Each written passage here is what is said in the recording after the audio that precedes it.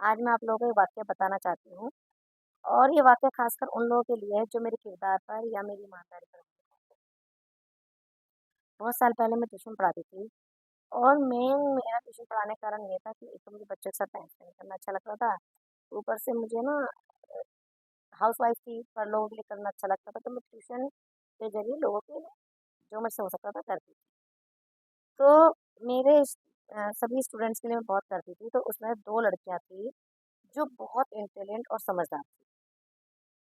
तो उनकी पढ़ाई ना रुके या वो अपने पापा के सपने पूरे कर सकें, आगे बढ़ें, तो मैं उनके लिए सब कुछ करती थी जो मुझसे हो सकता था, ताकि वो लड़कियाँ आगे बढ़ें।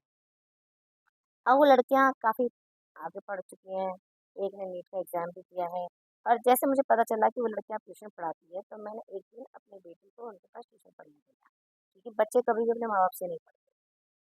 तो मेरी बेटी मुझे अक्सर आकर बताया करती थी कि मम्मा वो दीदी हमें ना बहुत स्पेशल फ़ील कराती है। तो मैंने सोचा मेरी स्टूडेंट है ये तो शायद इसलिए कराती होंगी। तो एक दिन जब मैंने फ़ीस लेकर भेजा बेटी को, तो उन्होंने फ़ीस लेने से ये कहकर फ़ीस लेने से इनकार कर दिया कि आपकी मम्मा ने हमारे लिए बहुत किया, हम फ़ीस नहीं ले सकते। तो जब मेरी बेटी ने मुझे आकर बताया, गले से लगकर बोली कि मम्मा आपकी वज़ह से ना हमें बहुत जगह ना लोग अच्छा व्यवहार करते हैं और दीदी ने हमें ये बोला है कि हमें तुमसे फ़ीस नहीं ले सकते और मम्मा हमें ना आप पर बहुत गर्व होता है।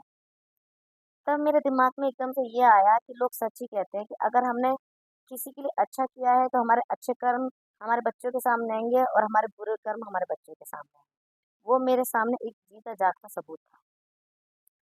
अब मुझे उस बच्ची पर और भी ज़्यादा फ़क्र इसलिए भी हो रहा है क्योंकि वो बच्ची एक ब्रिटेन की ऑर्गेनाइज़ेशन के साथ मिलकर काम कर रही है।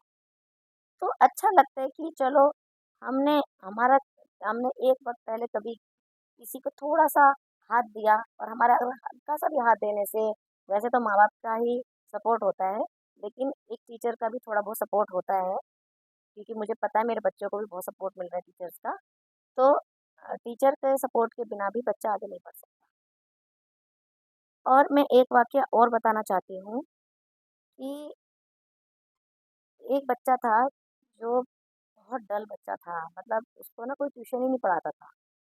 तो एक दिन उसके पापा मेरे पास आए और उन्होंने कहा कि मेरे बच्चों को ना तुम इसको कुछ भी नहीं आता है और कुछ समझ ही कोई समझाए भी तो समझ में नहीं आता है, तो आप कुछ करो कि मेरे बच्चा ना पढ़ने लग जाए।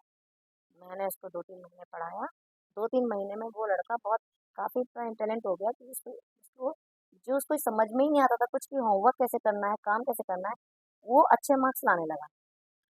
तो शायद कोई यकीन ना माने, एक दिन उसके पापा मेरे पास आए और अंकल जी ने मुझे बोला, "बेटा मुझे पता नहीं था ये हीरा तो हमारे मोहल्ले में ही है।"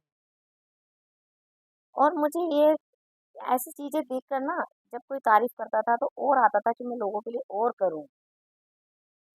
तो बस मैं यही बताना चाहती हूँ कि जिस उम्र में लोग अपने लिए जीते हैं ना, मैं उस उम्र में भी ना लोगों के लिए हेल्प करने की कोशिश करती थी।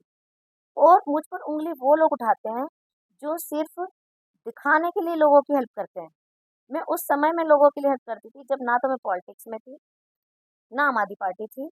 सिर्फ़ मेरी खुद की संतुष्टि के लिए मैं लोगों की हेल्प करती थी। तो ये मेरा जवाब है उन लोगों को कि किसी पर उँगली उठाने से पहले 10 बार सोचना चाहिए क्योंकि भगवान सब